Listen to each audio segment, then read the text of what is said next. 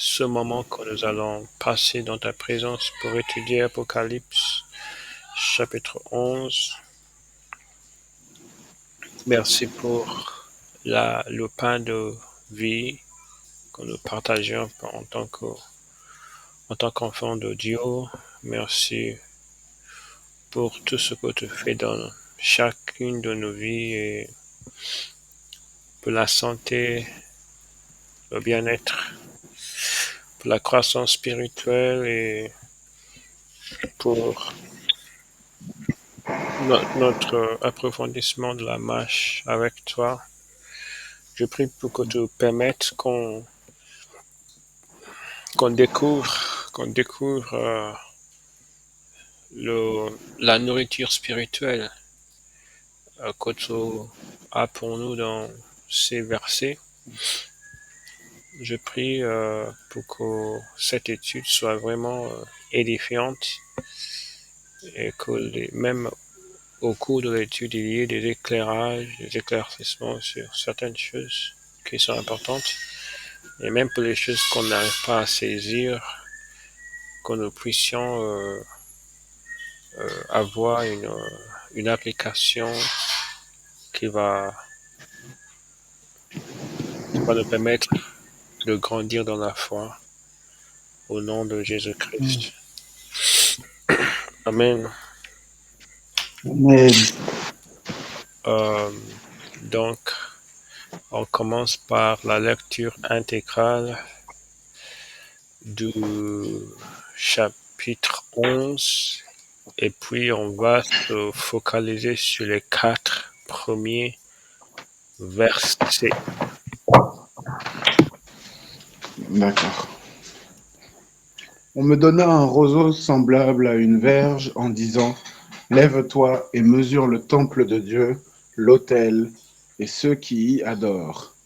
Mais le parvis extérieur du temple, laisse-le en dehors et ne le mesure pas, car il a été donné aux nations, et elles fouleront aux pieds la ville sainte pendant 42 mois. Je donnerai à mes 2 témoins le pouvoir de prophétiser, revêtus de sacs, pendant 1260 jours. Ce sont les 2 oliviers et les 2 chandeliers qui se tiennent devant le Seigneur de la terre. Si quelqu'un veut leur faire du mal, du feu sort de leur bouche et dévore leurs ennemis. Et si quelqu'un veut leur faire du mal, il faut qu'il soit tué de cette manière.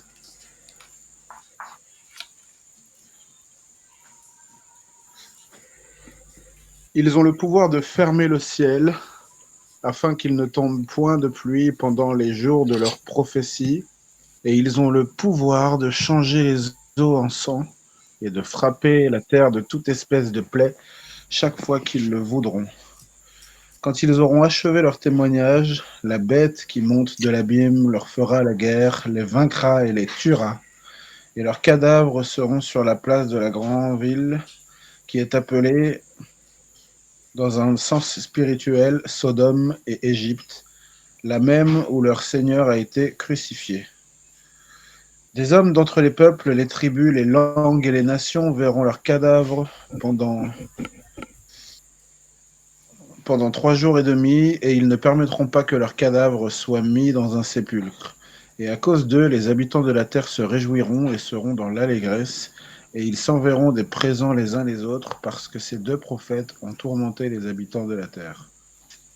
Après les 3 jours et demi, un esprit de vie venant de Dieu entra en eux, et ils se tinrent sur leurs pieds, et une grande crainte s'empara de ceux qui les voyaient. Et ils entendirent du ciel une voix qui leur disait, montez ici. Et ils montèrent au ciel dans la nuée, et leurs ennemis les virent. À cette heure-là, il y eut un grand tremblement de terre, et la 10e partie de la ville tomba. 7000 hommes furent tués dans ce tremblement de terre, et les autres furent effrayés et donnèrent gloire au Dieu du ciel. Le second malheur est passé. Voici, le 3e malheur vient bientôt. Le 7e ange sonna de la trompette, et il y eut dans le ciel de fortes voix qui disaient, le royaume le royaume du monde est remis à notre Seigneur et à son Christ, et il régnera au siècle des siècles. Et les 24 vieillards qui étaient assis devant Dieu sur leur trône se prosternèrent sur leur face et ils adorèrent Dieu en disant: Nous te rendons grâce, Seigneur Dieu Tout-Puissant, qui est, qui était, qui est et qui était, de ce que, car tu as saisi ta grande puissance et pris possession de ton règne. Les nations se sont irritées et ta colère est venue, et le temps est venu de juger les morts, de récompenser tes serviteurs les prophètes, les saints et ceux qui craignent ton nom, les petits et les grands, et de détruire ceux qui détruisent la terre. Et le temple de Dieu dans le ciel fut ouvert, et l'arche de son alliance apparut dans son temple, et il y eut des éclairs, des voix, des tonnerres, et un tremblement de terre et une forte grêle. Amen. Amen. Ok, donc les 4 premiers maintenant. On me donna un roseau semblable à une verge en disant: Lève-toi et mesure le temple de Dieu, l'autel et ceux qui y adorent. Mais le parvis extérieur du temple, laisse-le en dehors et ne le mesure pas, car il a été donné aux nations, et elles fouleront aux pieds la ville sainte pendant 42 mois. Je donnerai à mes 2 témoins le pouvoir de prophétiser, revêtus de sacs, pendant 1260 jours. Ce sont les 2 oliviers et les 2 chandeliers qui se tiennent devant le Seigneur de la terre. Amen. Amen. Ok, donc on va d'abord regarder les 2 premiers versets et ensuite les versets 3 et 4. Mhm. Cette étude ne sera pas très longue, mais on va essayer d'approfondir ces versets selon ce que le Seigneur nous inspire. Donc, les versets 1 et 2, si vous avez des choses à partager là-dessus, vous pouvez le faire.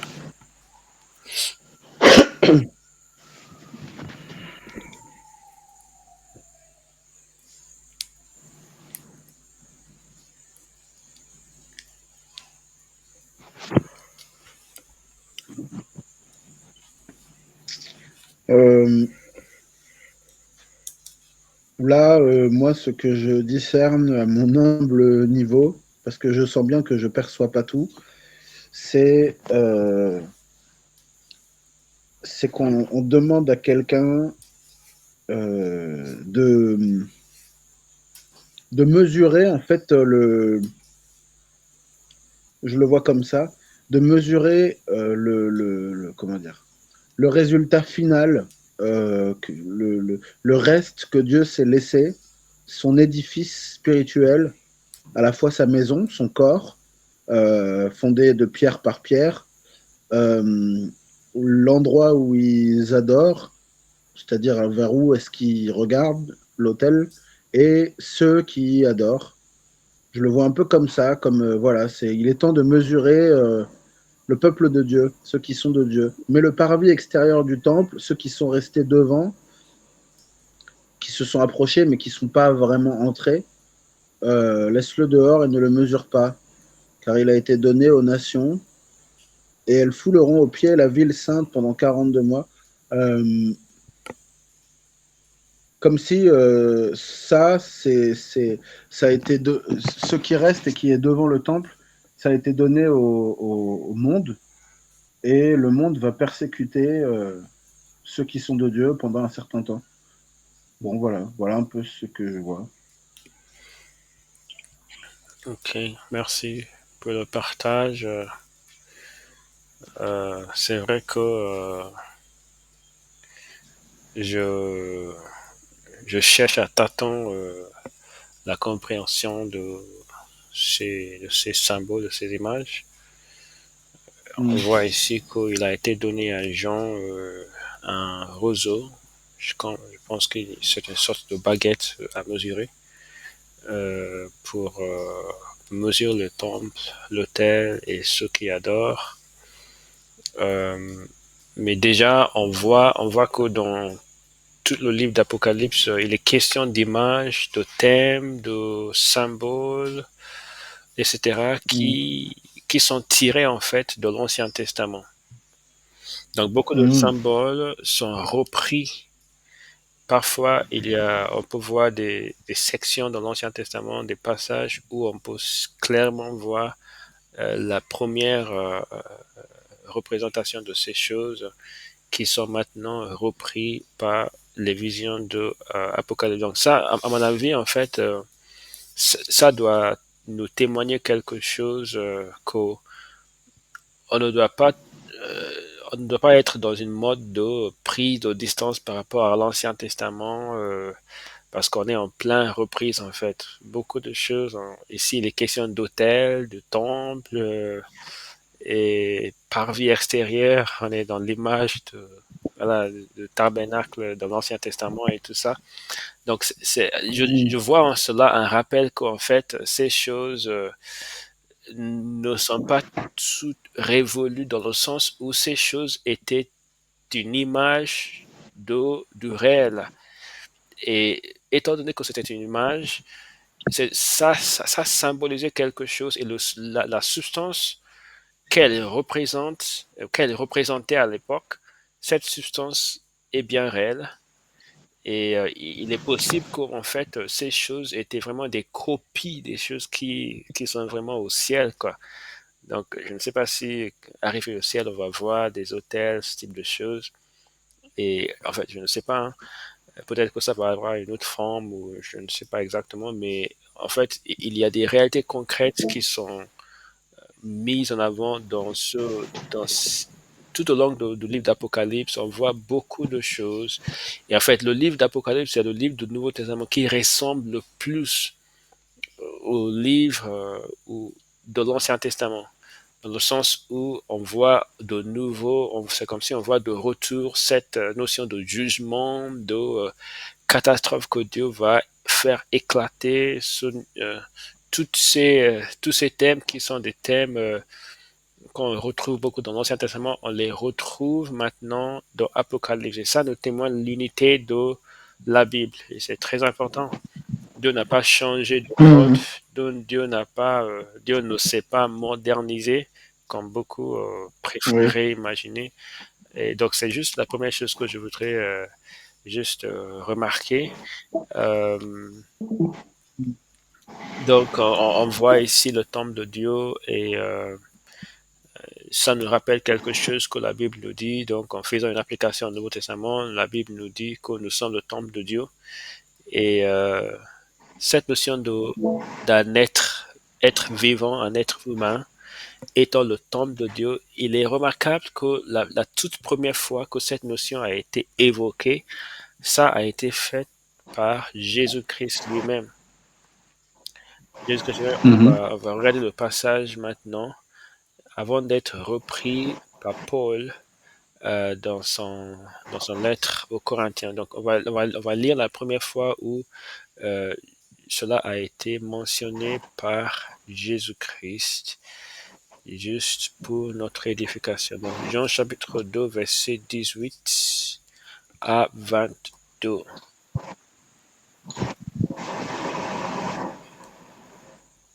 Les Juifs, prenant la parole, lui dirent: Quel miracle nous montres-tu pour agir de la sorte? Jésus leur répondit: Détruisez ce temple et en 3 jours je le relèverai. Les Juifs dirent: Il a fallu 46 ans pour bâtir ce temple et toi, en 3 jours, tu le relèveras. Mais il parlait du temple de son corps. C'est pourquoi lorsqu'il fut ressuscité des morts, ses disciples se souvinrent qu'il avait dit cela, et ils crurent à l'écriture et à la parole que Jésus avait dite. Amen. Amen. Oui, effectivement. Donc Jésus-Christ, laissant comprendre qu'il était le temple de Dieu, et il parlait de son corps en fait, il parlait de son corps physique, il a dit détruisez ce corps. Et dans les lettres de Paul que nous allons voir tout à l'heure, on va voir la même chose.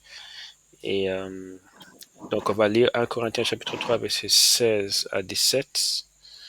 1 Corinthiens 3, 16 à 17.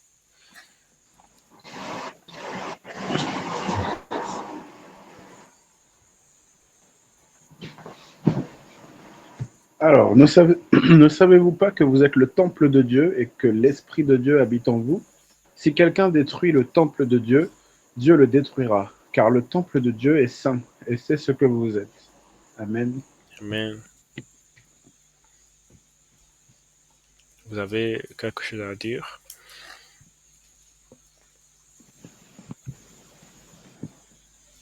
Ben, oui, c'est lié à d'autres passages dans les Écritures où il est parlé que Dieu, on est le corps de Christ, le corps en tant que membre de son corps, corps en tant que corps, oui, le corps, mais je veux dire en tant que assemblée, en tant qu'équipe. Faire corps, c'est faire groupe, faire groupement avec en un, quoi, voilà. Plusieurs entités qui font corps, qui font un, qui font une. Et donc voilà, c'est simplement pour dire que ce qu'on a vu dans l'Apocalypse, ça fait aussi penser à ça. Et l'édifice, je crois que c'est l'édifice du royaume ou l'édifice royal, je sais plus comment c'est dit, mais il est question aussi d'une maison, si je puis dire, Maison de Dieu, dans l'esprit. ok, voilà. Ok, voilà. Donc bon, c'est lié tout ça. Voilà. Le corps, le temple, Oui, le lieu où Dieu habite, quoi. Mm. exactement. Et si on voit quelque chose d'important, le verset qui suit dans le verset 17, si quelqu'un détruit le temple de Dieu, Dieu le détruira. Et ça, c'est un rappel qu'on doit prendre soin de notre corps. On ne doit pas donc porter préjudice à notre corps pour quelque raison que ce soit.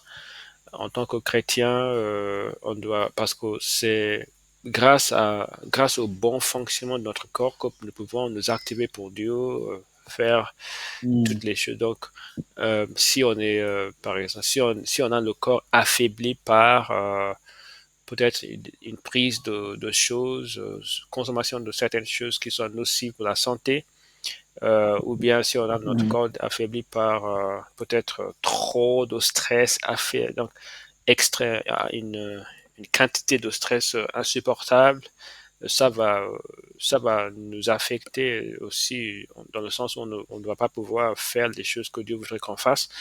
Et aussi, c'est Mm. aussi quelque chose qu'on peut avancer, donc, parce que c'est vraiment écrit noir sur blanc ici, pour les personnes qui s'interrogent sur le suicide, est-ce que Dieu permet le suicide ou pas? La Bible ici est claire qu'on ne doit pas détruire le corps, le temple, Mm. on ne doit pas détruire. La personne qui le fait, Dieu le détruira, la détruira, pardon. Donc, c'est clair que Dieu ne permet pas, Dieu n'autorise pas le suicide. Mieux vaut souffrir toute sa vie que courir le risque d'être trouvé coupable devant Dieu. Et d'ailleurs, ça me Mm. rappelle que je pense en France, il y avait un projet de loi sur l'euthanasie. Je ne sais pas si ça a été passé ou euh, mais Oui, je crois que. quand j'ai vu, Oui, oui, je crois que. Pardon. je pense que à la dernière nouvelle que moi j'ai pu voir, c'était ça avait été adopté au niveau des députés à l'Assemblée. Euh, Ça, on a voté pour faire passer cette loi, etc. Mais je ne sais pas si ça a été adopté parce que je pense que ça va passer au Sénat après. Mais Oui. Mais bon, la raison pour laquelle j'évoque ça, c'est quand j'ai vu cette nouvelle, j'ai eu une tristesse en fait, parce que ça m'a fait comprendre à quel point la société s'est vraiment distancée par rapport à Dieu. Donc, il y a Ah oui. la loi de Dieu qui déterminait certaines valeurs se trouve de plus en plus mise en marge en fait. Il n'est plus question. Et parfois, on peut voir ces choses et dire, oui, ces personnes sont tous pécheurs, donc euh, qu'est-ce qu'ils ont à faire avec le commandement de Dieu? Mais, il faut aussi se rappeler quelque chose, que Mm. même si une personne n'est pas encore convertie, cette personne est tenue à obéir à Dieu. Mm. C'est-à-dire, Oui. Parce que c'est sur la base des commandements de Dieu que les êtres humains, que ce soit des chrétiens ou non, seront jugés. Et, Mm. et Dieu, il a les regards pour les personnes qui le craignent, même qui ne sont pas encore le, euh, dans son troupeau. On a l'exemple frappant de Corneille. C'est un exemple assez extraordinaire parce que c'était un païen, mais la Bible dit qu'il Mm. craignait Dieu et ses bonnes œuvres étaient montées vers Dieu, etc., etc. Donc cela nous montre que Dieu ne fait pas fi de l'attitude des personnes qui ne sont pas encore converties envers ses lois. Donc plus l'homme s'éloigne en fait de ces lois de Dieu qu'il respectait avant, plus en fait ils sont hardis dans le péché et ils se rendent moins susceptibles de subir les influences du Saint-Esprit. Donc c'est vraiment une grande catastrophe. C'est pour cette raison qu'en fait parfois on va voir que des personnes qui ne sont pas forcément chrétiennes, par exemple des musulmans, mais qui ont une connaissance et une crainte de Dieu, ça va être un peu plus facile à toucher leur cœur que les personnes qui sont tout à fait hostiles et fermées hermétiquement à toute notion de Dieu. Mm. Parce que Dieu ne veut pas que l'homme soit comme ça. C'est pas naturel pour l'homme d'être comme ça. Quand bien même on affiche ça comme si c'est naturel, non, c'est pas naturel. Mm. Donc oui. Ok, nous sommes le temple de Dieu, on a vu ça. On va voir aussi d'autres versets qui parlent de fait que nous soyons des temples de Dieu. Chapitre 6 du même livre, versets 18 à 20. Il y a d'autres leçons à tirer de ces versets en lien avec cette vérité.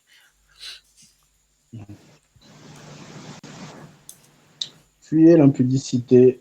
Quelque autre péché qu'un homme commette, ce péché est hors du corps, mais celui qui se livre à l'impudicité pêche contre son propre corps. Ne savez-vous pas que votre corps est le temple du Saint-Esprit qui est en vous, que vous avez reçu de Dieu et que vous ne vous appartenez point à vous-même, car vous avez été rattaché à un grand prix. Glorifiez donc Dieu dans votre corps et dans votre esprit, qui appartiennent à Dieu. Amen. Amen.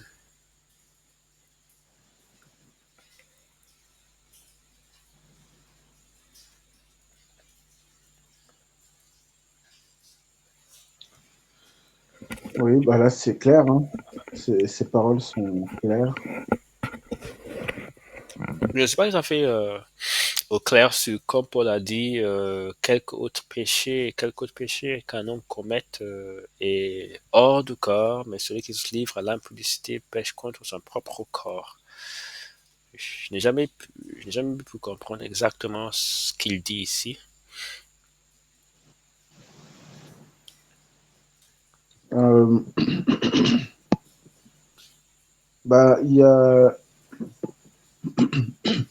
par exemple, je crois que quand on se montre, on a la capacité de faire le bien envers autrui ou pour une situation et qu'on ne le fait pas, on est coupable de péché. Donc ça, c'est un péché qui est hors du corps et il a besoin aussi de repentance, de demande de pardon à Dieu, d'aide, de plus d'affermissement dans la foi, comment dire, de mieux se référer, peut-être de mieux demeurer dans sa parole pour mieux la mettre en pratique. Mais le péché d'autodestruction, si je puis dire, qui est lié au fait de souiller son corps euh, par ce qu'on va regarder, par ce qu'on va manger ou avaler ou fumer ou toucher ou regarder ou faire avec ses membres inférieurs et sa main. Tout ça, c'est contre l'outil, contre les membres de Christ, là où le Saint-Esprit habite, là où il nous a été donné le Saint-Esprit. Et du coup, c'est souiller le lieu de Dieu. Je crois que c'est ça que ça veut dire ce passage. Oui. Euh, Oui, oui, je vois. Oui. Et d'ailleurs, ça montre que, encore une fois, ça montre la vérité que, je ne sais pas, beaucoup de personnes nient cette vérité qu'il y a une gradation des péchés, mais on est en plein exemple de gradation des péchés. Il dit quelque autre péché est hors de corps, mais voilà, celui-ci est contre son propre corps. Et donc, le, il faut fuir cela parce que c'est dangereux. Oui. C'est dangereux. Donc, il y a des péchés qui sont sensibles. Donc, Dieu, quand David a, a, a, a fait ce péché abominable en commettant l'adultère avec cette femme et ensuite faisant tuer son mari, c'était vraiment quelque chose de gravissime. Et Mm. c'était vraiment quelque chose de gravissime. David, il était passé à un niveau de insupportable en fait. Et c'est la même chose qu'on Mm. voit Samson. Samson, il commettait des péchés, ça, mais quand il a touché à certaines choses, le fait de dévoiler ce grand secret à cette femme, donc il avait passé un cap. Il avait, il avait touché quelque chose de très sensible. Donc, dans la vie spirituelle, il y a des choses qu'on doit s'interdire, vraiment. C'est vrai qu'on fuit le péché, ça c'est clair, tout le monde doit le faire. Mais il y a certaines choses qui peuvent marquer un tournant, en fait, dans l'histoire spirituelle d'une personne. Il y a certaines choses Mm. qu'on peut faire qui vont juste faire qu'en fait, voilà, c'est fini, quoi. Il y a aussi Oui. dans le livre de Jean, Jean a évoqué une sorte de péché qui mène à la mort, pour lequel il ne faut pas prier, ce type de choses. Donc, je pense que ce type de choses, c'est vrai que dans la Bible, ce n'est pas forcément très bien explicité, mais ça existe quand même. Et donc, le fait que ça existe, ça doit aussi nous interpeller parce que c'est juste comme le péché contre le Saint-Esprit. C'est vrai qu'on a beau essayer de théologiser hors d'existence ce péché-là, mais toujours est-il que c'est quelque chose que Jésus-Christ a dit, qui a été rapporté dans trois des quatre évangiles. Et donc, ça doit nous interpeller parce que ça existe quand même. Et puisque ça existe, Oui. c'est commettable. Voilà. Même si on croit que par la grâce de Dieu, on ne va jamais arriver à faire ça, mais en théorie, c'est possible quand même. Donc, Oui. Oui.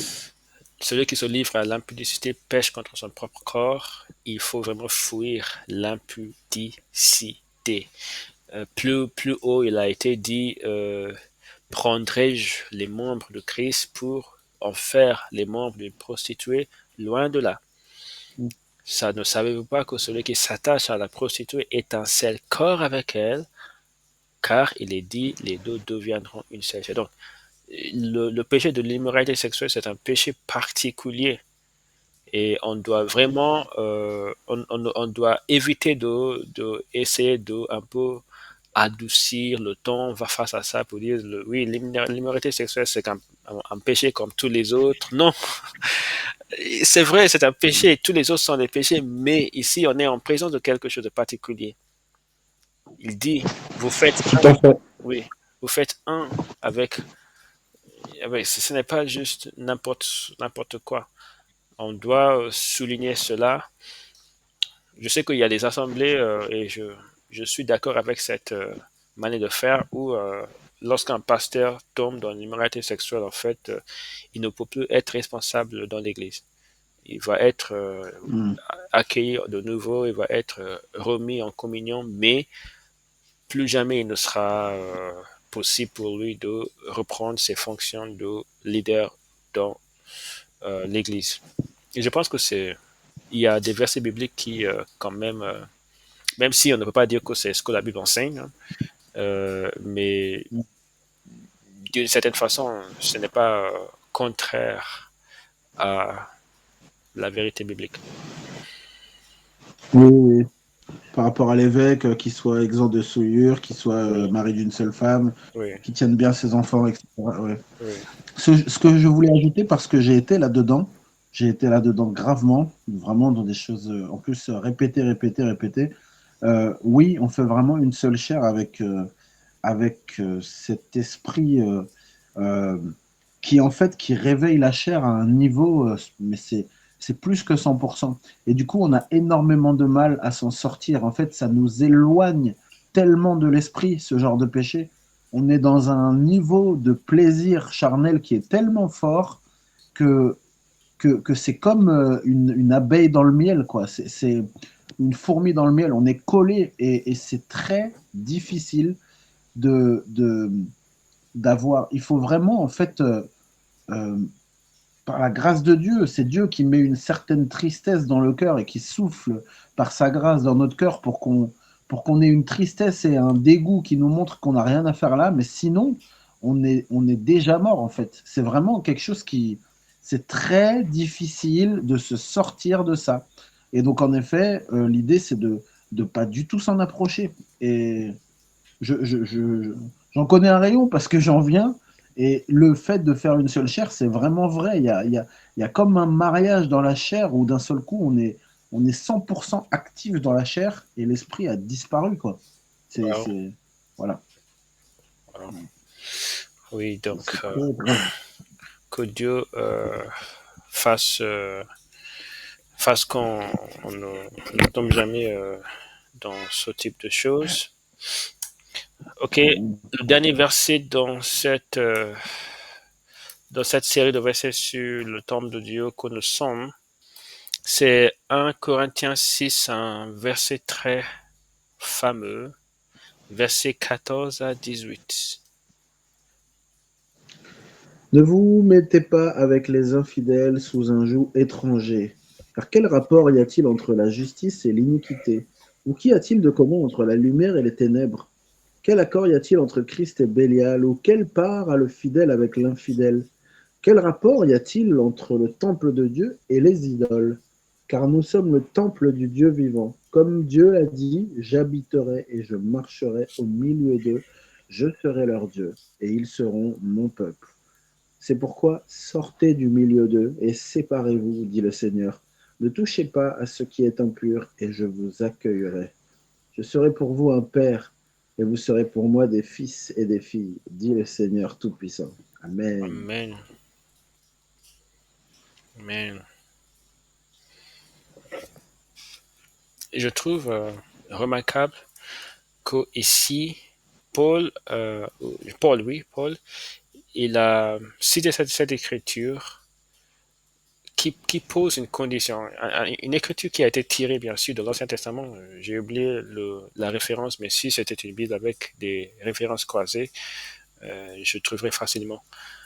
Mais donc, c'est tiré directement de l'Ancien Testament et il est dit, sortez du milieu d'eux et séparez-vous, dit le Seigneur, ne touchez pas à ce qui est impur et je vous accueillerai. Je serai pour vous un père et vous serez pour moi des fils. Donc c'est une condition et cette condition, c'est d'autant plus clair que Paul s'adresse à des personnes qui se croient déjà fils et filles de Dieu. Et il dit qu'en fait, cet état d'être fils, fille de Dieu se maintient par notre séparation. C'est très important qu'on souligne ce type de choses parce qu'il y a des personnes qui disent vous êtes le péché ne peut pas faire que vous soyez plus enfant de Dieu. Parce que c'est vrai que c'est ce lien de filiation qu'on éprouve en tant qu'on a en tant qu'être humain avec nos parents. Nous savons que pour les êtres humains, le fait de pécher contre son père ne veut pas forcément dire que nous sommes des déshérités. Et, et Oui. dans un certain sens, quand nous sommes ici-bas sur la terre, c'est vrai que ce n'est pas que le moment où on pêche, oui, voilà, vous êtes maintenant au diable. Mais, ici, ce verset rappelle quelque chose de particulier. Je serai pour vous un père et vous serez pour moi des fils et des filles. La Bible dit que quand on pêche, provisoirement, on se coupe de cette relation. Cela veut dire quoi? Cela veut dire que si on meurt dans le péché, alors c'est fichu. Hmm. C'est fichu. Hmm. On ne peut pas mourir dans le péché et être accueilli par Dieu au ciel. Non, il est dit, Hmm. ne touchez pas à ce qui est impur et je vous à ce accueillerai. qui est impur et je vous accueille. Hmm. Amen, amen. Amen.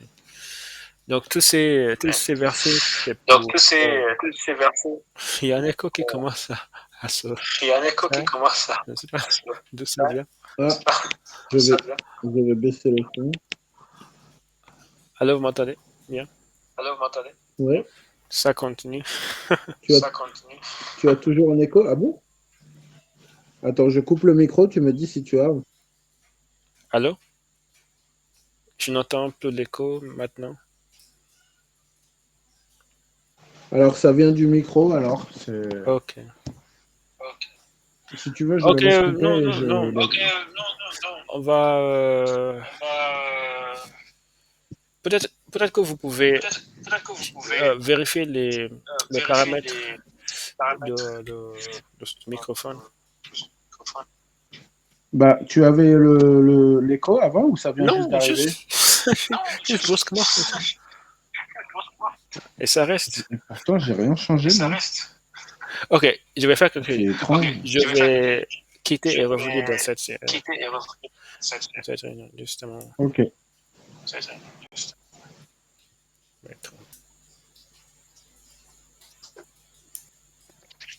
D'accord. D'accord. C'est branché maintenant? C'est branché maintenant. Alors, moi, je vais mettre mon casque.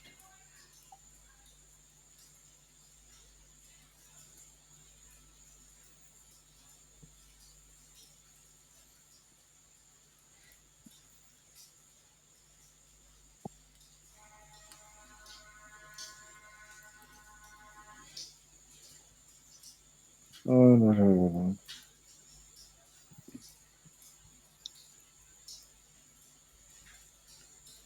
Alors, Allô?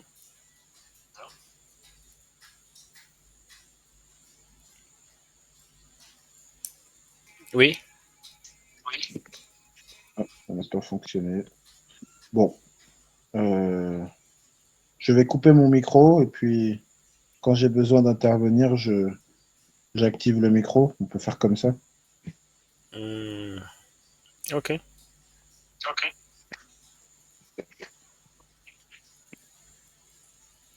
On va voir. Je sais pas pourquoi ça. Mais en fait, ça n'est pas. Ok, est-ce que toi, tu peux juste sortir et revenir pour qu'on voit si ça change? Je pense que ça va marcher.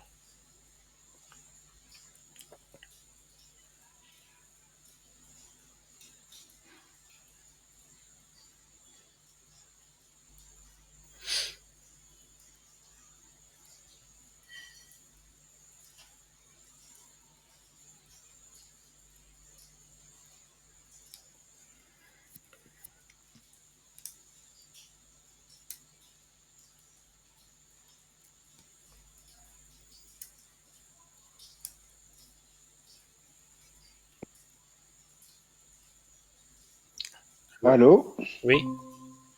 Ok. Tu m'entends? Oui, j'entends. Il n'y a plus d'écho. Là, il y a... Oui, parce que je suis sur le casque. Mais ok, Ok, il n'y a plus d'écho. Oui, c'est bon. Top. c'est bon. Ok. Ok. Est-ce que tu as quelque chose à dire sur ces versets-là, Ok. 14 à 18, en lien avec ce dont on parle? Alors, oui, je crois que c'est vraiment lié à la sanctification. Ne vous mettez pas avec les infidèles. On n'a pas à se conformer à leur façon de faire, de penser, de parler, de faire la fête, etc. On n'a pas à se conformer à leur façon de vivre. On n'a pas de rapport avec eux. On n'a pas d'affinité à avoir avec eux, selon Dieu. On doit les aimer, oui, en tant que que personnes qui ont, comment dire, qui peuvent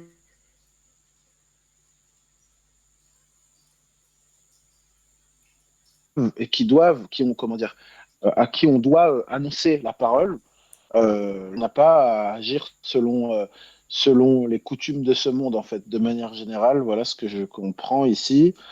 Et parce qu'on n'a pas de rapport avec eux, en fait. Eux, ils vivent selon la chair, ils vivent sans la révélation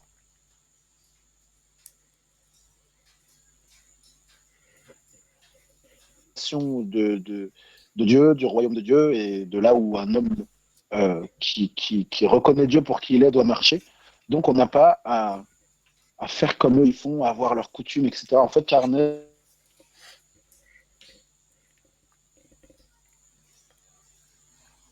et on n'a rien à faire avec les charnels. Euh, voilà. Donc, sortez du milieu d'eux et séparez-vous. On doit vraiment marcher vers une sanctification, se rapprocher de notre peuple à nous plutôt. Et ça va contribuer d'ailleurs à notre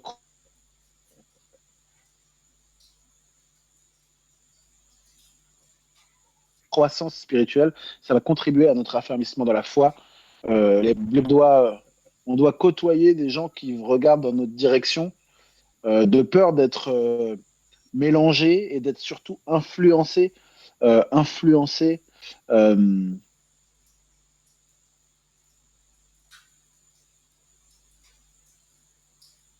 de la mauvaise manière. Le grand danger, en fait, de marcher avec les gens du monde sans discernement, il y a une bonne manière de faire son travail, quel que soit là où Dieu nous a accordé d'avoir une profession.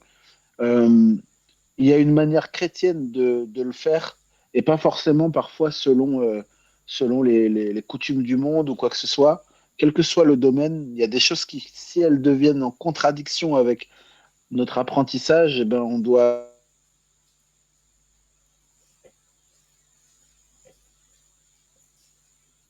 et les faire avec ce qui est le plus juste par rapport à la parole de Dieu et sans compromis en fait. Donc voilà ce que je peux dire.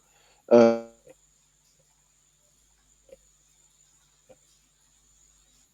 il est vraiment, c'est, soyez saints car je suis saint. Enfin, père, on l'écoute, on met en pratique comme un père qui dit à ses enfants fais ceci, fais cela, et ils le font parce qu'ils écoutent leur père.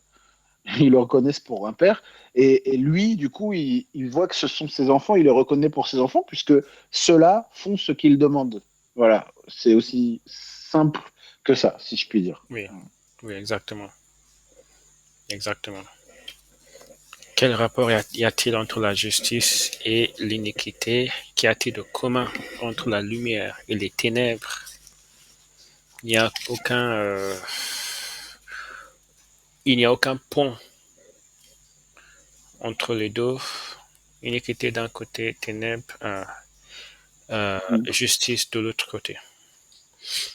Ok. Je vais lire. Donc, je vais revenir à Apocalypse, la partie que nous étudions, 11. Donc, on a vu le temple de Dieu, l'autel. C'est vrai que dans la Bible, l'autel, c'est un endroit où on va faire un sacrifice.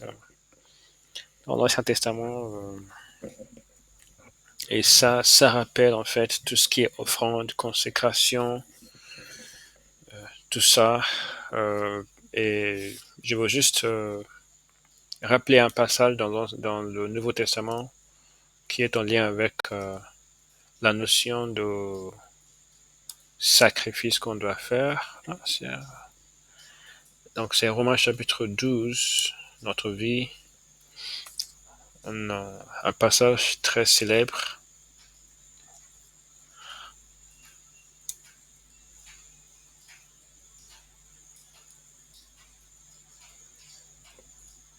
Pouvez-vous lire?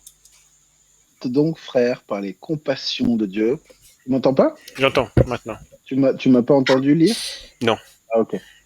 Je vous exhorte donc, frères, par les compassions de Dieu, à offrir vos corps comme un sacrifice vivant, saint, agréable à Dieu, ce qui sera de votre part un culte raisonnable.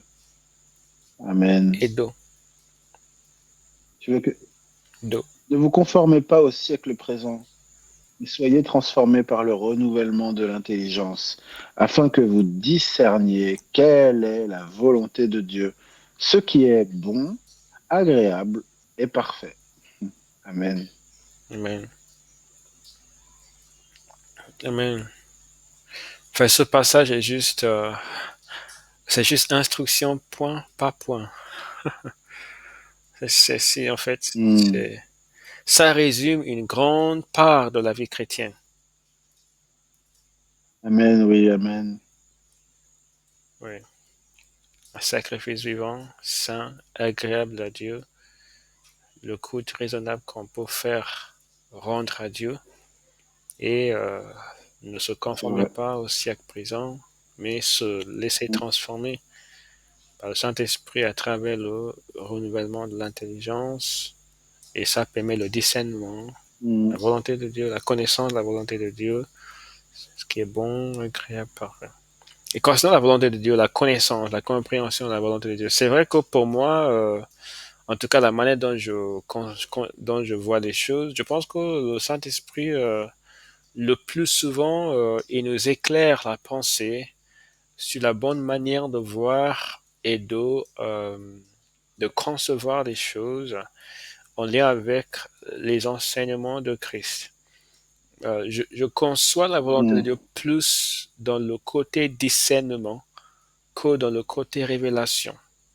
C'est-à-dire que Mhm. c'est c'est plus souvent une question que Dieu va nous permettre d'avoir un discernement d'une situation claire, compte tenu d'ailleurs des données et des informations que nous en avons.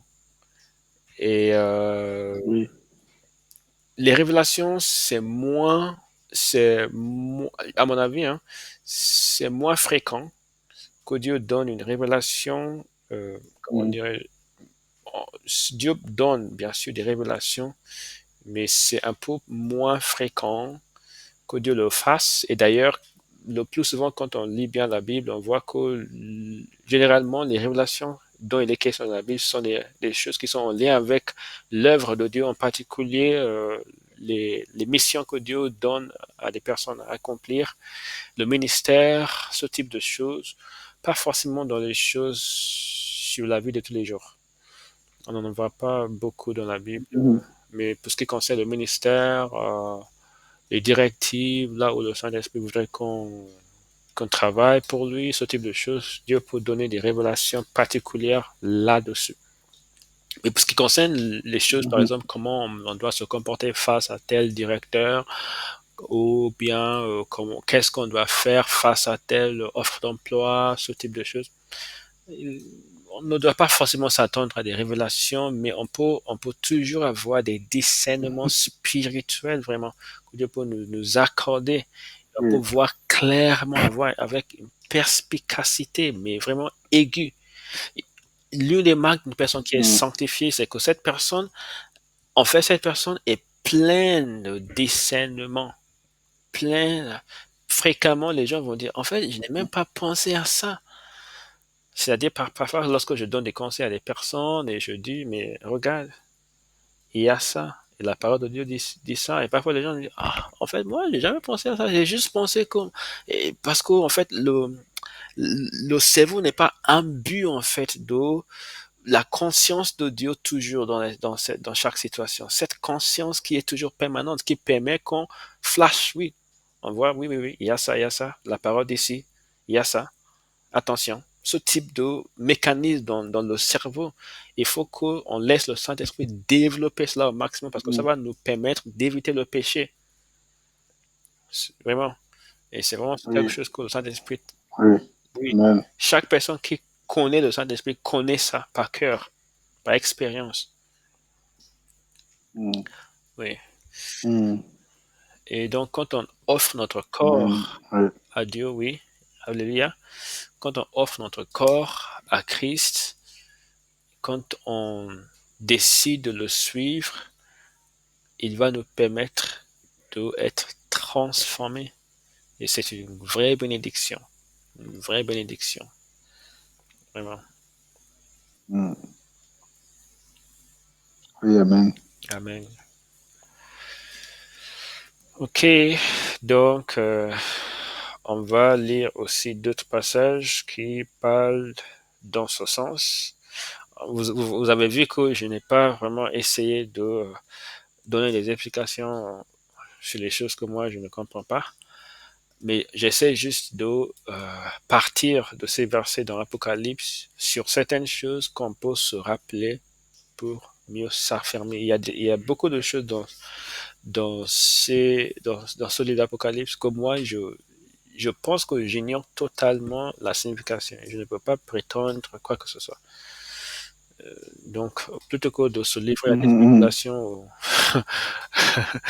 tout au long de la séance, pourquoi pas juste se faire édifier sur la base de certaines choses qui sont évoquées dans l'Apocalypse, mais en choisissant certaines choses spirituellement pour se nourrir.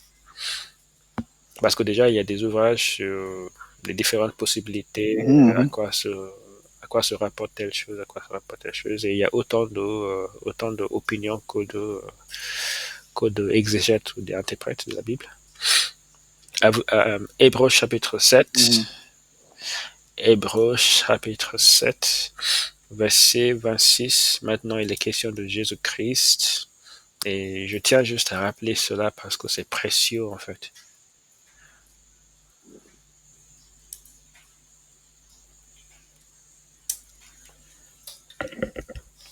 26 à 27.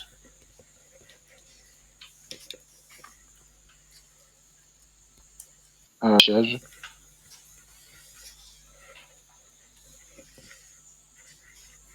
Allô? Vous êtes là? Hébreux 7, 26, 27, c'est bien ça? Oui, c'est ça. Oui, allô? Je crois qu'il y a un décalage. Hmm. Ok, continue.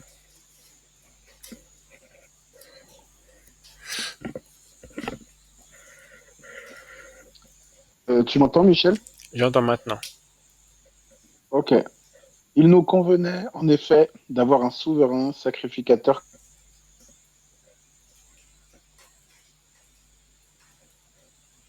comme lui, saint, innocent, sans tache. Ah, d'accord. Donc, saint, innocent, sans tache, séparé des pécheurs, et plus élevé que les cieux, qui n'a pas besoin, comme les souverains sacrificateurs, d'offrir chaque jour des sacrifices, d'abord pour ses propres péchés, ensuite pour ceux du peuple, car ceci, il l'a fait une fois pour toutes en s'offrant lui-même. Amen. Amen.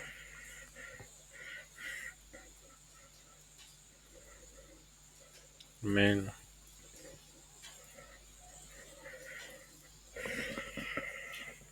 Amen. Tu as quelque chose à en dire? Mhm. J'ai rien à ajouter de particulier. Là, c'est une gloire. On explique ce qui est. Bah, c'est donc. On rappelle l'œuvre de Jésus-Christ, ce que ça permet pour chacun et pour le peuple de Dieu de manière générale. Et donc, que ce que ça vient accomplir, quoi, ce que ça vient régler, et pourquoi, du coup, c'est par lui que tout passe, quoi, si je puis dire. C'est lui le fondement. Hmm. Et d'ailleurs, dans le passage d'Apocalypse où moi, dans l'hôtel, je vois ça, en fait. Je vois vraiment le centre vers Jésus-Christ. Je vois vraiment ça comme ça, en fait. Tous ceux qui, tous ceux qui ont pour centre euh, le sacrifice de Jésus-Christ à la croix. Pour moi, il est là, l'autel. Enfin, voilà, de ce que humblement, de ce que je discerne de ces versets qu'on a lus, là, dans le chapitre 11. C'est tous ceux qui sont centrés sur Christ. Je le vois comme ça. Voilà. D'accord. Ok.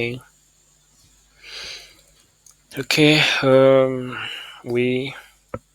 Donc Jésus-Christ s'est offert lui-même et grâce à son sacrifice, et grâce à son offrande de lui-même, nous avons l'accès au Père et la vie éternelle. Chapitre 9, versets 11 à 14. Chapitre 9 de Hébreux, versets 11 à 14. Ok. Alors, mais Christ est venu comme souverain sacrificateur des biens à venir. Il a traversé le tabernacle le plus grand et plus parfait, qui n'est pas construit de main d'homme, c'est-à-dire qui n'est pas de cette création. Et il est entré une fois pour toutes dans le lieu très saint, non avec le sang des boucs et des veaux, mais avec son propre sang, ayant obtenu une rédemption éternelle. Car si le sang des taureaux et des boucs et la cendre d'une vache répandue sur ceux qui sont souillés sanctifie et procure la pureté de la chair, combien plus le sang de Christ qui, par un esprit éternel, s'est offert lui-même sans tache à Dieu, purifiera-t-il votre conscience des œuvres mortes afin que vous serviez le Dieu vivant. Allez Amen. jusqu'à 15. Amen. Ok. Euh, et c'est pour cela qu'il est le médiateur d'une nouvelle alliance, afin que, la mort étant intervenue pour le rachat des transgressions commises sous la première alliance, ceux qui ont été appelés reçoivent l'héritage éternel qui leur a été promis. Amen. Amen.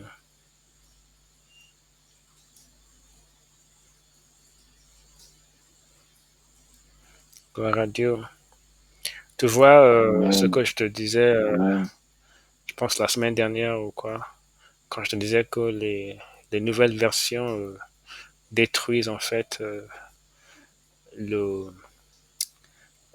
la manière dont l'argumentation se fait par les apôtres en coupant les phrases, mettant des points finaux par-ci et juste. Quand on voit quand on voit à partir de 13 jusqu'à 15, en fait, on voit, c'est très clair et il faut juste laisser ça comme ça. Le sang des taureaux et Mm. des boucs, Amen. oui, c'est très clair. L'apôtre, il a bien choisi sa façon de s'exprimer en grec qui est très, très belle, hein. Et, euh, et c'est très clair lorsqu'on lit ça, en fait, on voit la force. C'est une, c'est très, Mm. il y a de la force dedans. C'est puissant, la manière dont il Mm. explique la chose. Combien plus le sang de Christ, Amen. qui par un esprit éternel s'est offert Mm. lui-même sans tâche à dire, Amen. purifiera-t-il votre conscience des œuvres mortes afin que vous serviez le Dieu vivant. Et c'est pour cela qu'il est le médiateur d'une nouvelle alliance, afin que la mort étant intervenue pour le rachat des transgressions commises sous la première alliance, ceux qui ont été appelés reçoivent l'héritage éternel qui leur a été promis. Donc c'est un grand privilège que nous avons en fait. Christ, toute la différence, Mm. c'est lui. Toute la différence dans Mm. notre vie, toute notre justice, toute notre force, toute notre espérance, c'est Christ. Tout ce que nous sommes aujourd'hui, Mm. tout ce que nous serons demain, c'est grâce à lui. Amen. Amen. Amen. On va lire maintenant Luc chapitre 21, versets 23 à 24. Et pourquoi on lit ça? Parce qu'on est sur Apocalypse 11, verset 2. Le parvis, l'extérieur du temple, laissez cela en dehors, elles fouleront aux pieds les nations, etc. Donc, je veux juste tirer un petit peu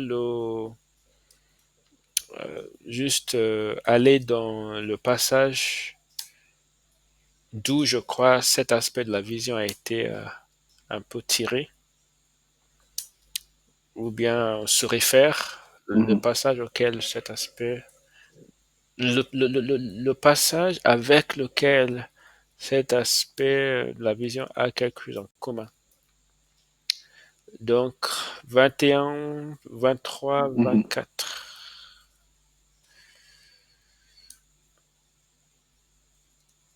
Malheur aux femmes qui seront enceintes et à celles qui allaiteront en ces jours-là, car il y aura une grande détresse dans le pays et de la colère contre ce peuple. Ils tomberont sous le tranchant de l'épée, ils seront emmenés captifs parmi toutes les nations, et Jérusalem sera foulée aux pieds par les nations, jusqu'à ce que les temps des nations soient accomplis. Amen. Amen. Oui, oui, donc c'est ça, il y aura une persécution contre le peuple de Dieu. Oui. Jusqu'à ce que les temps des nations soient accomplis. Et c'est vraiment frappant de découvrir ça parce qu'il y a un temps des nations et quelque part dans ce passage, il y a une espérance du rétablissement de Jérusalem. Il dit Jérusalem sera foulée aux Mhm. pieds par les nations, mais c'est pas définitivement jusqu'à ce que les temps des nations soient accomplis. Il y a un temps des nations Mhm. et nous sommes dans ce temps. Et l'accomplissement du temps des nations va déclencher une phase nouvelle dans les dans le rapport entre l'homme et Dieu.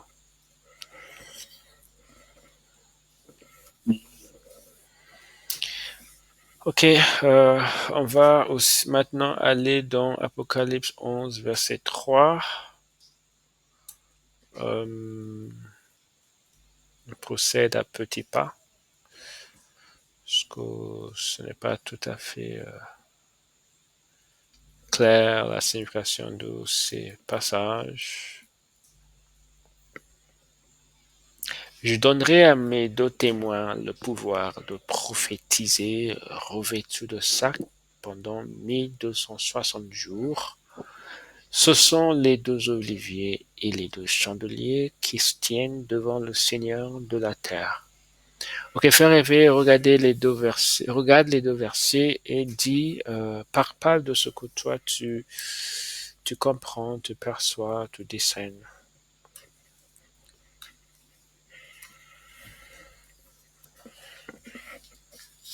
Ben, je pense qu'il s'agit de.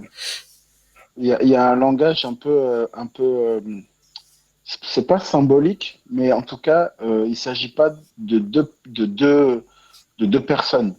Je le vois pas comme ça, je le vois comme euh, une, comment dire, je le vois comme le peuple de Dieu, en fait, ce que Dieu lève ici-bas sur la terre pour faire son œuvre, l'annoncer, euh, Hmm, et en fait, t'es sûr de qui ça? sont comme rien du tout sur la terre. Ben, je sais, Parce que je donnerai mes deux. il a été Ouais, dit plus je loin, suis pas sûr, non, non, je suis pas sûr. il a été dit plus loin que si quelqu'un veut leur faire de mal, il faut sortir de leur bouche et dévore leurs ennemis.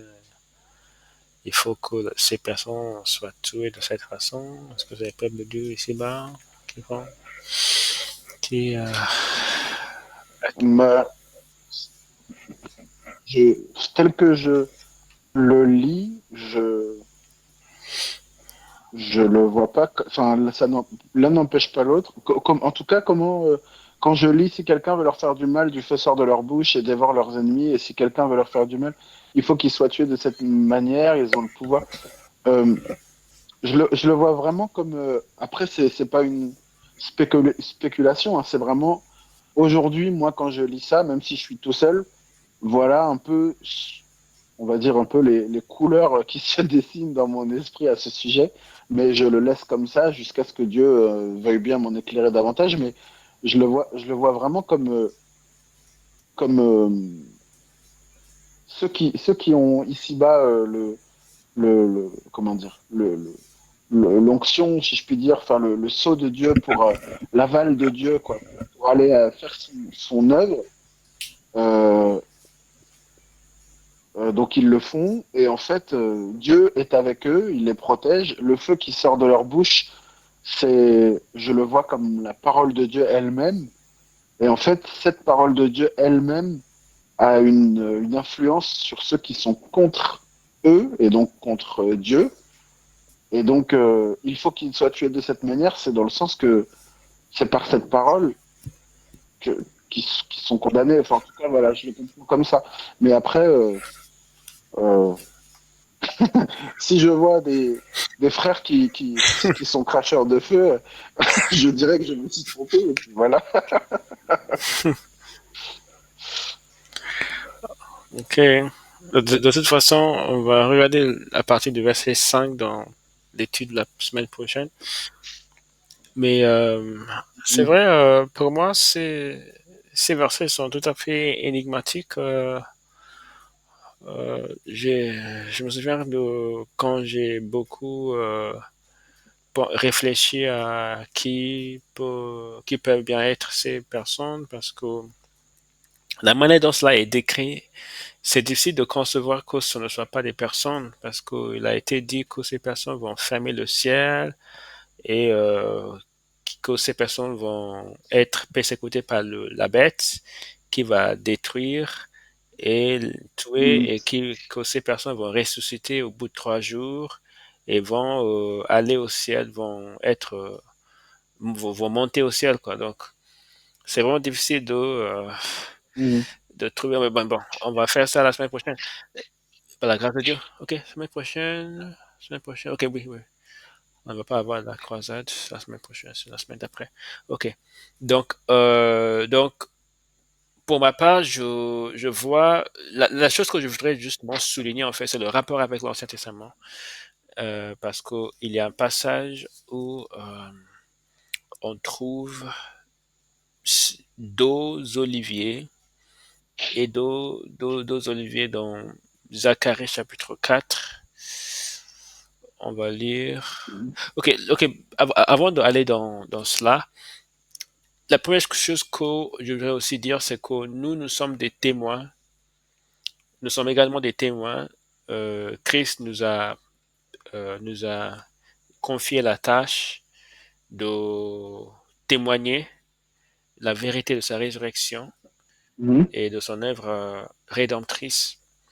Et nous sommes des témoins de Christ et nous avons une mission de la même manière que ces deux témoins ont été confiés une mission particulière.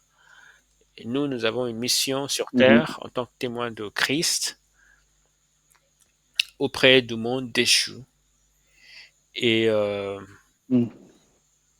il nous a été donné aussi le pouvoir de prophétiser, donc de annoncer la vérité.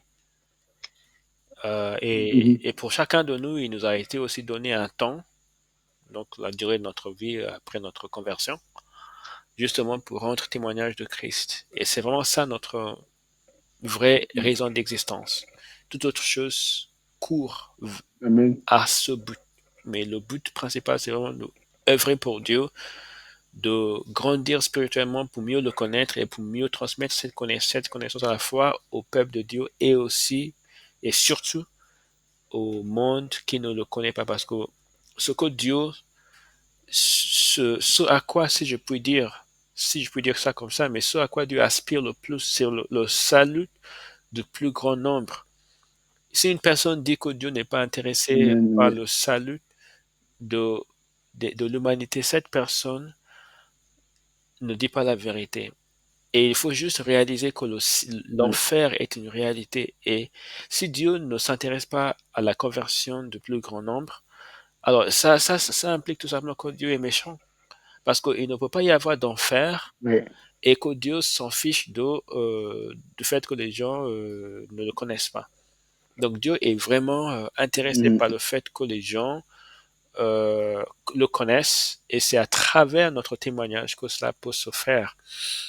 Donc, Mm. euh, c'est, nous avons un devoir et nous devons vraiment nous considérer toujours comme des témoins de Christ, de la même manière que ces deux témoins le sont ou le seront à l'avenir.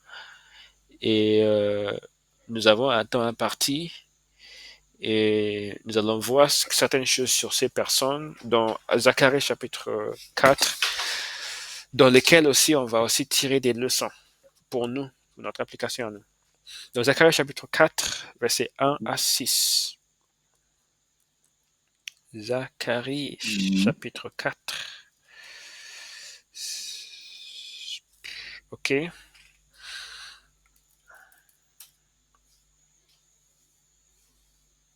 1 à 6. 4, versets 1 à 6. L'ange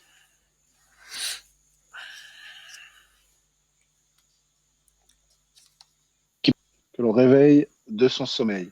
Il me dit, que vois-tu? Je répondis, je regarde et voici, il y a un chandelier tout d'or surmonté d'un vase et portant 7 lampes avec 7 conduits pour les lampes qui sont au sommet du chandelier.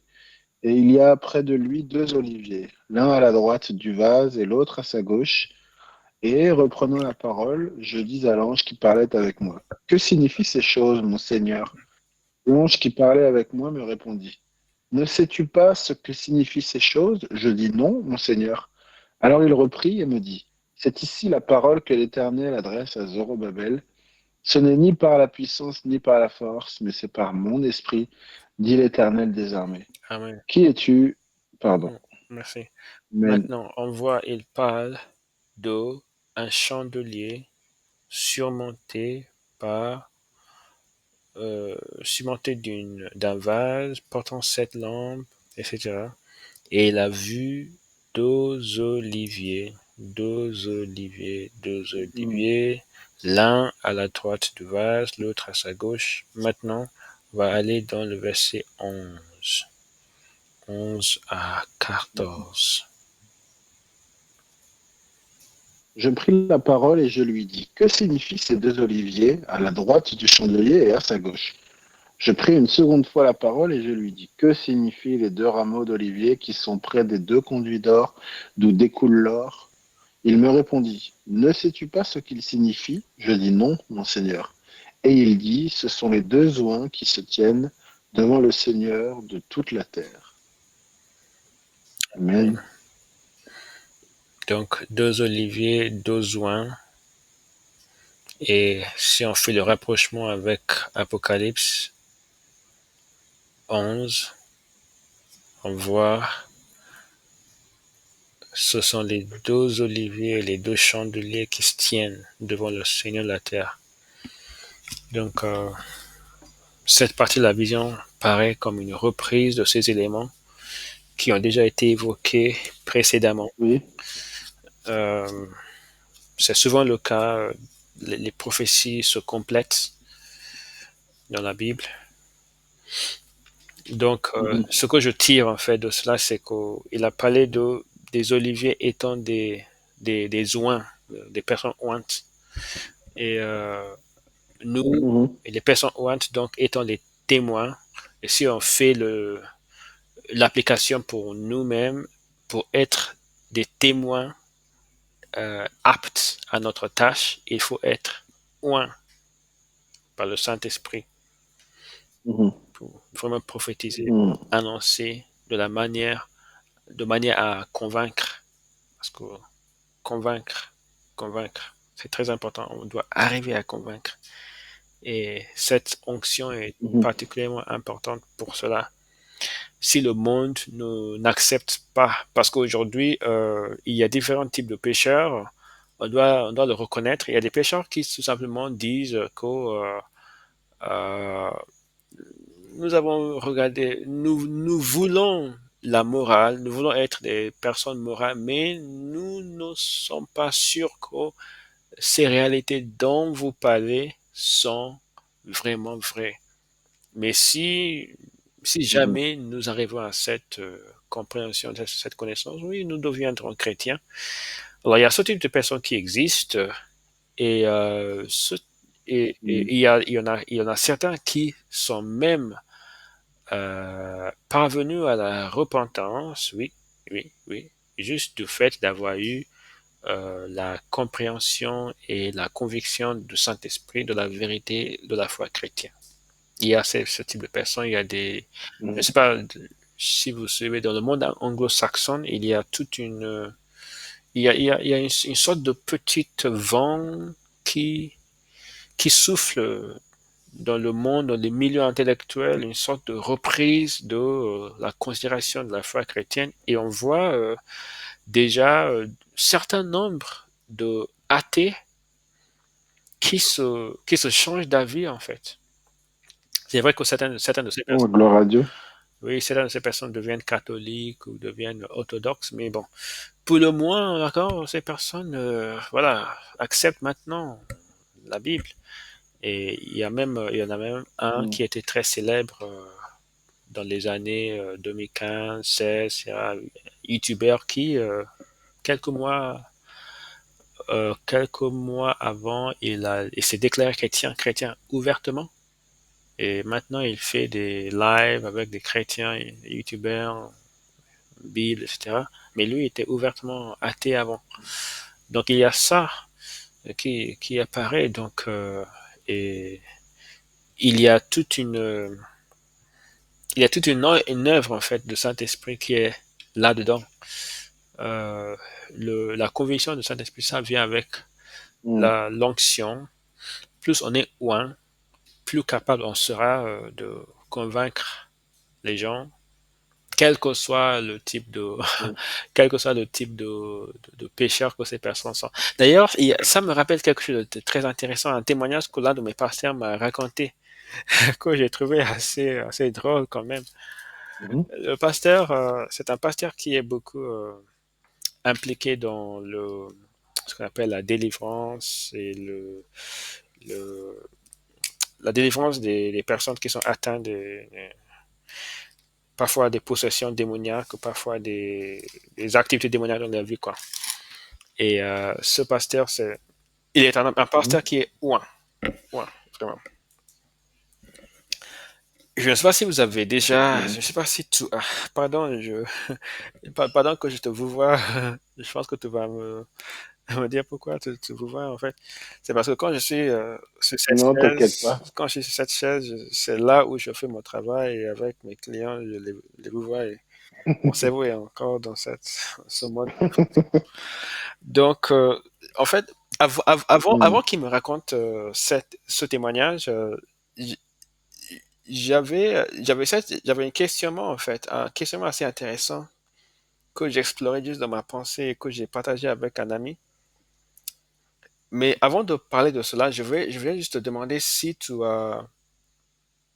est-ce que tu as vu une sorte d'exorcisme se pratiquer, des personnes qui se font exorcier ou je sais pas, des démons, Non, donc, non, j'ai jamais vu. donc, dans des milieux où j'évolue, ça c'est une chose qui se fait. Des personnes qui ont ce type de Ouais. possession, ce type d'activité démoniaque dans leur vie, quand l'exorcisme est pratiqué sur elles, parfois elles crient, elles roulent par terre d'une manière assez étrange, d'accord? Avant la sortie, en fait, Mhm. de démons, quoi. Et ces personnes vont dire, parfois elles vont Mhm. se mettre à dire des choses assez bizarres, même avoir des connaissances impressionnantes. Donc, par exemple, parler de certaines choses concernant la personne qui fait l'exorcisme, prononcer des choses exactes dont elle n'aurait pas eu connaissance, sauf que quelqu'un le leur avait dit. Or, il n'y a personne qui leur a dit Mm. ça, tu vois. J'ai vu ça parce que moi, j'ai été beaucoup impliqué dans cela à l'université. C'est impressionnant, en fait. Les démons savent des Mm. choses. Donc, Ouais. en l'occurrence, en fait, ce dont je parle, c'est en fait une sœur dans mon église qui a eu une manifestation bizarre. Elle avait, Mhm.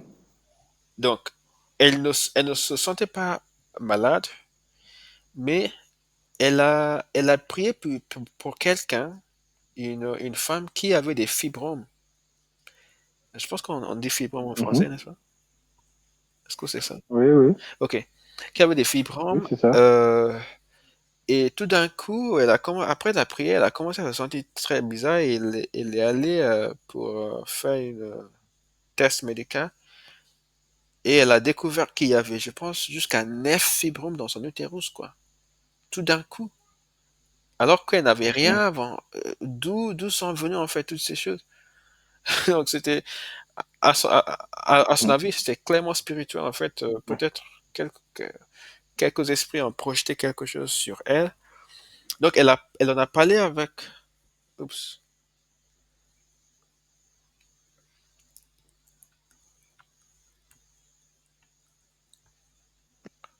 ok. Pardon, ça a coupé. Quelques esprits en quoi? Oui, je disais, peut-être que euh, quel- quelque chose de spirituel avait été fait et peut-être on lui a projeté ses Mm. fibromes, quoi, spirituellement. Je sais pas. Parce qu'elle n'avait pas du D'accord. tout ni les symptômes, ni rien du tout avant, mais Mm. juste d'un seul coup, on a découvert 9 et elle était tellement malade. Juste d'un seul coup. Donc, le Oui. pasteur, il a Mm. dit que non, c'est tout à fait spirituel. En fait, il faut qu'on s'y prenne spirituellement. Mhm. Elle est, elle a été programmée pour être opérée dans un hôpital et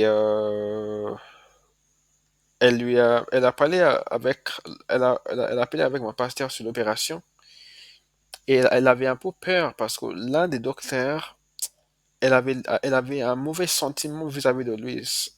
Elle était mal à l'aise en fait face à lui. Vous voyez?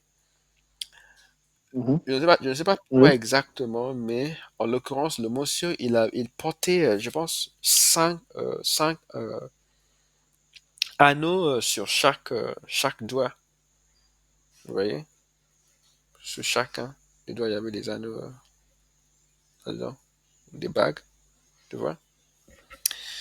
Et pour elle, D'accord. elle pensait qu'en fait, ça, Mhm. c'était quelque chose Mhm. cette personne n'était pas une personne ordinaire et il appartenait à peut-être une sorte de mouvement spirituel démoniaque pour avoir ce type de anneau sur tous les doigts. Donc, le Oui. pasteur, il a commencé à prier en fait. Et la chose bizarre qui s'est passée, d'accord, il priait à l'église. Mhm. Et d'ailleurs, normalement, pour ce type d'opération, normalement, avant de faire l'opération, il faut enlever tout ce type de choses, il faut se stériliser les mains. Donc, avant de passer et le docteur en question était comment dire, comme le chef, en fait, de l'équipe médicale. C'était un docteur très important. Mhm. Donc, elle lui a demandé pourquoi pas enlever les anneaux voilà, avant de m'opérer. Il a dit non, non, non, non, il ne veut pas enlever. Mais c'est vraiment contraire à l'éthique Mhm. médicale. Normalement, il faut enlever ça parce que ça peut héberger comment Bah on oui. appelle? Les Des bactéries et tout bactéries, ça, oui. oui, oui, exactement. Donc, mais il a refusé de faire ça. Donc, le pasteur était en train de prier et tout d'un coup, le monsieur il a commencé à se tordre par terre comme une personne. Le pasteur était dans l'église à prier, à prier contre les agissements de ce monsieur qui était très loin. Et le monsieur, d'un seul Mhm. coup, un scientifique, il a commencé à se tordre par terre. Et, chose bizarre, tous ces anneaux se sont brisés Mhm. en différents morceaux.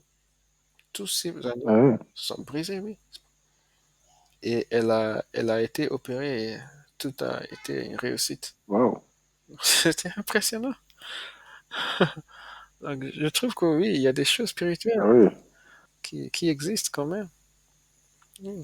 Effectivement, Mhm. ces anneaux n'étaient pas ordinaires. C'était quelque chose de spirituel que ce monsieur possédait et peut-être qu'aussi il avait utilisé ça pour toucher cette sœur. Il lui aurait peut-être fait mal, peut-être même tué, quoi. et on aurait dit qu'elle n'a pas survécu, Ouais. c'est des hasards, etc. Dans l'opération, il y a des chances que la personne ne survive pas Mm. à tout ce type de choses. Donc c'est là l'onction en fait en Ouais. question. Le fait qu'à distance, il a prié et ce que j'ai trouvé vraiment drôle et vraiment surprenant, c'est le fait que le monsieur a commencé à se tordre par terre dans la salle Mm. d'opération. Ouais. Vraiment. Ouais. Toi, tu l'as vu ou on t'a raconté ça? Non, la sœur en question l'a raconté, mais je ne l'ai pas vu, effectivement. Mais je sais qu'elle ne va pas mourir. Pourquoi D'accord. elle ne va pas mentir, pardon. Elle n'a pas, Oui, oui, oui, non, elle non. n'a aucune raison pour mentir. C'est étonnant, oui. En effet. Oui, oui. Tout à fait. C'est étonnant. Donc, l'onction est nécessaire pour être des témoins. Euh, on est déjà à, ok. Donc, on est déjà à l'ère où il faut s'arrêter. Euh, Mm. donc, oui.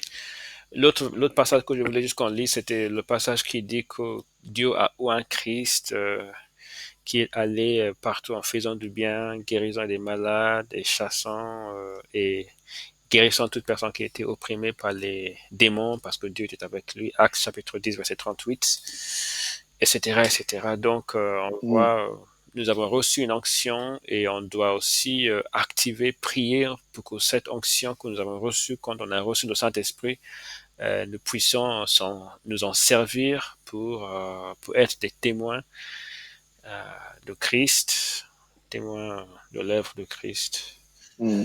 sur terre par la grâce de Dieu. Voilà, Amen, oui. donc c'est tout ce que je peux faire pour aujourd'hui. Je ne sais pas si tu as des choses à dire. Mm, non, non, Ok, on va, non, non. on va prier donc. Donc tu peux prier déjà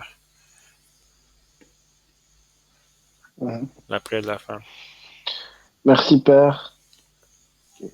Merci, Père. Merci pour ta grâce, pour ta patience, pour ton infinie bonté, pour pour ta parole, pour le don de Jésus-Christ aussi. Merci pour toutes ces merveilles, franchement, toutes tout, tout, tout ce que tu fais pour nous, tout ce que tu as permis, tout ce que tu mets en place, tout ce que tu mets à disposition, et même chaque parole dans ce que nous lisons dans la Bible, chaque parole qui est aussi une façon de vivre, enfin, c'est vraiment merveilleux, c'est toujours plus surprenant et vraiment gloire à Dieu. Sois loué, Seigneur Jésus-Christ, sois loué, Père éternel. Et voilà, je te prie pour te remercier, pour te rendre grâce de tout ce que tu fais pour nous et de ta patience.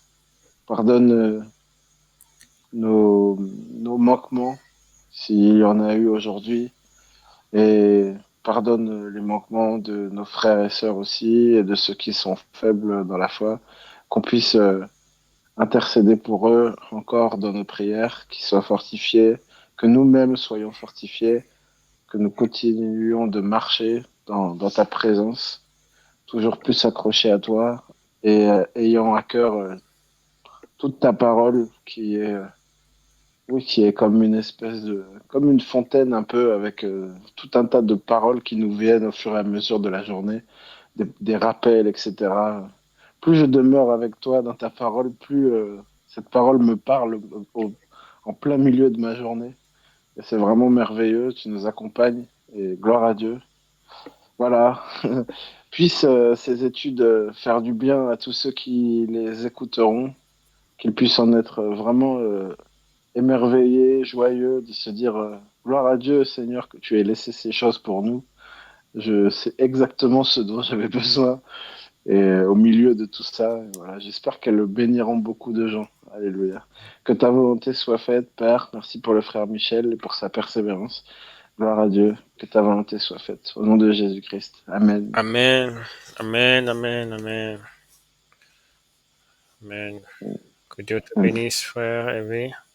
Merci d'avoir pris le temps de participer. Que Dieu fasse fructifier tout ce que tu fais. Au nom de Jésus-Christ. Amen. Ok. Donc, à la semaine prochaine. Amen. Oui.